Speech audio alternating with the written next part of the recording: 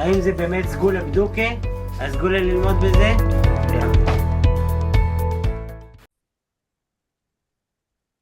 Erev Tov, good evening, Dobra V'Yetcher. We are in the Zera Shimshon on Parshas Miketz. We're going to do Os Zion, section number 7. And before we begin, we're going to take a look at two psukim from Parshas Miketz, from our Parsha. These psukim are from Perek Mem Vav, psukim Chaf Hey and Chaf Vav, and they come from Yosef's famous interpretation of Paro's dreams. No one could interpret Paro's dreams, and so Paro has Yosef whisked out of prison and cleaned up, and then Yosef stands before Paro, and Paro tells him his dreams, and this is the beginning of Yosef's response. Vayomer Yosef el Paro, and Yosef said to Paro, Chalom Paro echad hu. Paro's dreams are one. Paro had two dreams, but Yosef says they both have the same meaning. They are one unified dream. Eis asher ha'elokim oseh. That which Hashem is doing, he gid leFaro. He is telling to Paro. Next pasuk. Sheva paros hatovos. The 7 good cows, 7 healthy cows. Sheva shanim heina. They represent 7 years. V'sheva hashibolim hatovos, and the 7 sheaths of grain, the healthy full sheaths of grain, sheva shanim heina, they represent 7 years. Halom echad hu, it is one dream. So the cows, the healthy cows, and the healthy sheaves represented 7 years of plenty, and the 7 skinny cows and the 7 withered sheaves represented the 7 years of famine that would follow the 7 years of plenty. So now let's look in the Zera Shimshon text itself. Os Zion section 7, pasuk. The pasuk says, Sheva paros hatovos sheva shanim heina.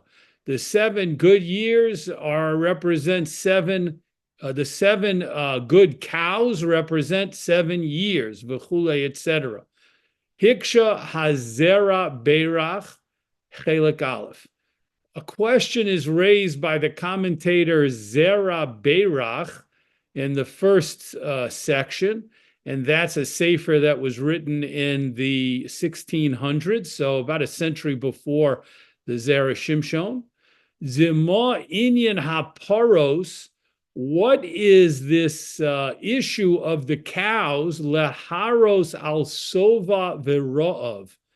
Why were cows used to symbolize years of plenty and years of famine? That doesn't make sense, because cows are not what we talk about when we talk about a famine.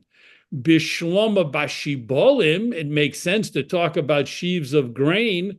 Nicha, that's a good symbol for a famine. If we talk about a famine, we say that there's not enough crops, there's not enough bread, there's not enough wheat or grain. So sheaves of grain are the perfect symbol to talk about not having good grain and good produce, or not having good grain and having withered grain, which would lead to a famine. But the Zera Beirach asks, why did Paro dream about cows? When cows, that's not what people talk about when they talk about a famine. People don't say, oh, there's not enough meat to eat, we're having a famine. No, if you don't have enough meat to eat, you can certainly survive as long as you have grain and produce. It's when you don't have grain and produce that you have a famine. And that's the first question. V'od, another question from the Zera Beirach, Loma bo hachalom b'shnei devarim.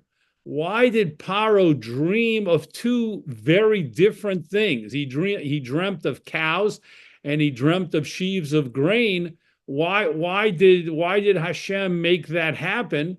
If Hashem wanted to give him 2 dreams, and we know that Yosef said the reason Paro's dreams were repeated was because Hashem wanted to say, this is happening soon. It's not far off. It's not far in the future. It's about to happen. There's an immediacy to it. You have to plan. You have to take action right now. So that's fine. So Paro could have had two dreams, and both dreams could have been the dreams of the sheaves of grain. Why was there a dream about cows at all? Ad kan Lashono, until here is a quote with the two questions from the Zera Berach. So what we're going to see, just to foreshadow a little bit, is that the Zera Shimshon is going to develop some ideas which will allow him to answer these two questions of the Zera Berach. And then after that, the Zera Shimshon is going to say those answers are helpful to answer the Zera Berach's questions, but the truth is, even the questions don't need to be asked because there's a simpler approach to understanding the psukim that will allow us to kind of avoid these questions altogether. So we're going to get answers to the questions, and then we're going to get an approach that will allow us to not even be bothered by the questions. We'll have both of those things, God willing, in our hands by the time we finish the piece. Next paragraph, V'nireh l'soretz. It appears that we can answer b'mashe kosfu ha'meforshim, with an idea that's written in some of the commentators, she'oso halaylo shecholom paro, the night when Paro had his dreams, haya Rosh Hashanah. It was Rosh Hashanah. That was the night of Rosh Hashanah. Kidei amrinon b'Rosh Hashanah, kidei amrinon, as we say in a Gemara in Maseches Rosh Hashanah, Rosh Hashanah Yotze Yosef mi Beis Asurim. So Chazal teach us that it was on Rosh Hashanah when Yosef HaTzadik came out of prison.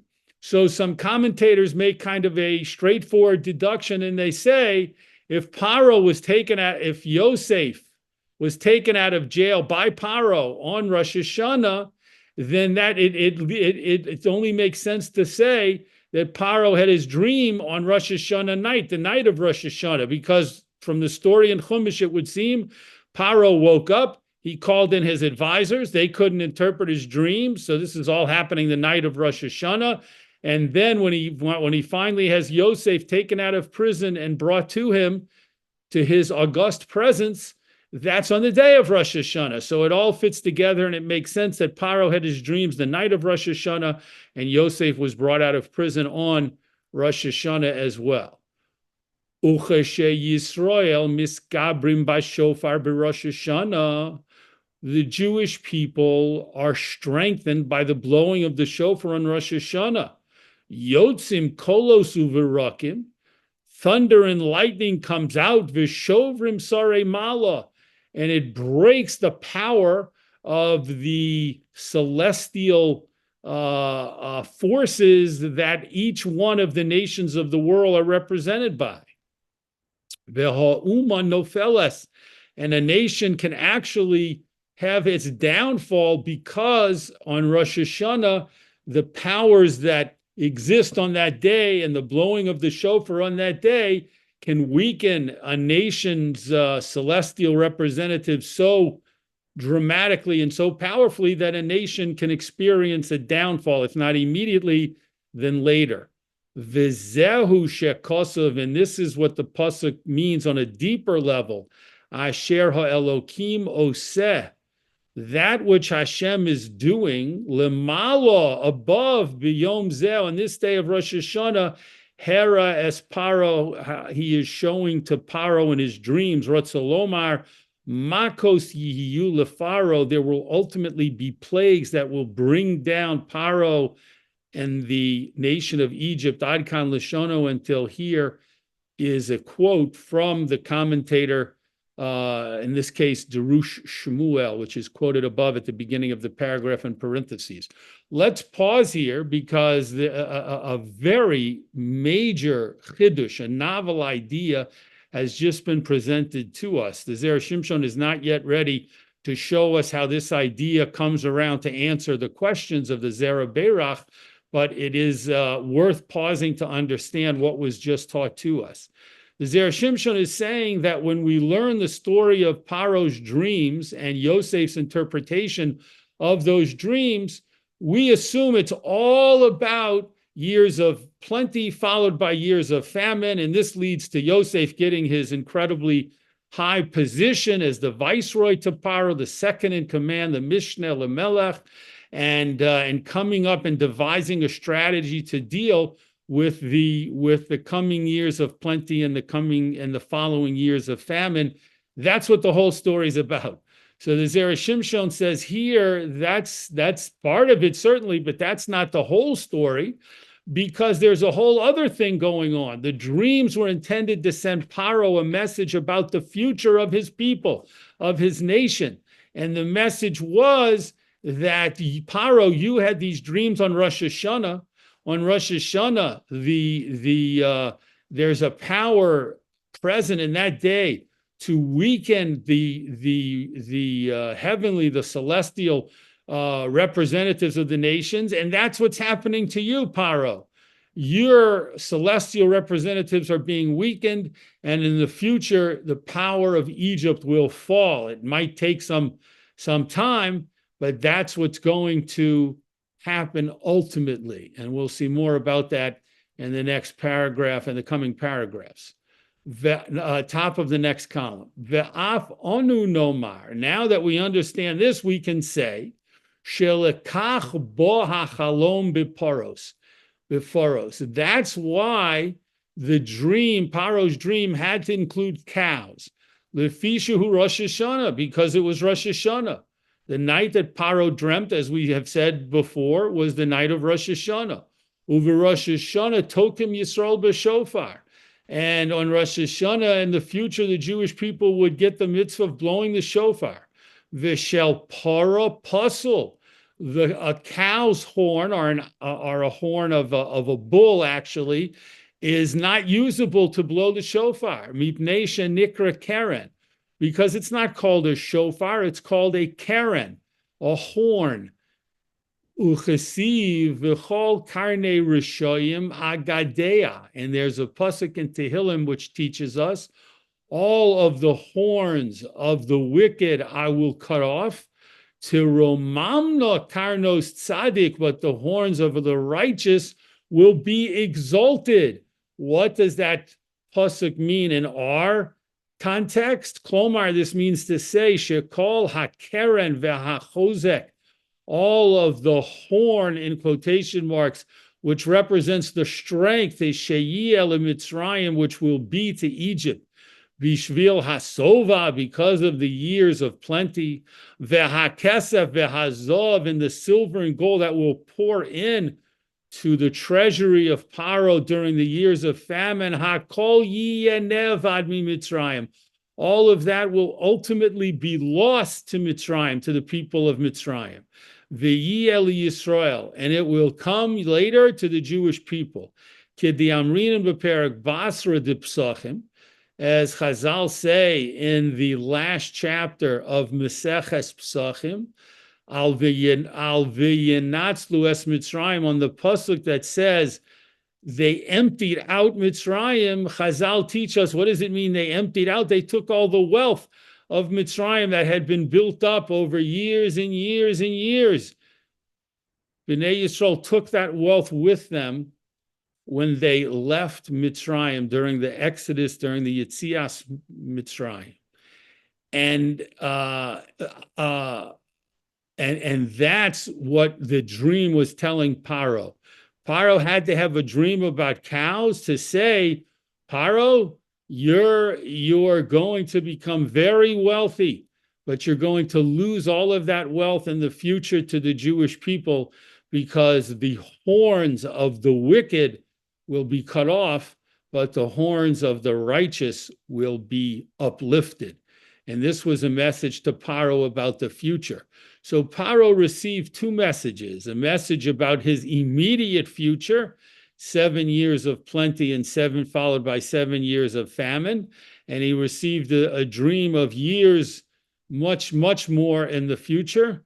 And then the message to him was, your representatives in Shamayim are being weakened, and you'll have a downfall when all of your great wealth, the wealth of your people that has been amassed, will go to the Jewish people. The Ode, Zera Shimshon says, and in addition to all of this, to Romamna Karnos Tzadik, the idea from the Pasuk in Tehillim that the horns of the righteous will be uplifted, Ze Yosef. This is also a reference to Yosef in particular. Sheyotza mibeis asurim, because he was taken out of prison, v'naseh melech, and he was made next to the king in terms of his power, second only to the king in terms of his power. So the pasuk talks about the horns of the tzaddik. That's Yosef HaTzaddik. It not only represents the future tzaddikim of Bnei Yisrael leaving with the wealth of Mitzrayim, but it represents in the immediate future Yosef coming out of prison and becoming and being exalted and uplifted to a position of great power and authority. Next paragraph. Everything we've written so far. So the Zera Shimshon says all the ideas I've developed so far, and I've used to answer the questions of the Zera Beirach, who posed two questions. However, lefi ha'emes, according to the truth, meaning according to a truer way of understanding the psukim, nira, it would appear the kusha me'ikara leisa. The questions from the very beginning don't need to be asked. The kroksiv, because we have a pasuk in Mishlei which states, "V'rav tevuos b'choach shur." The produce will be plentiful through the strength of an ox.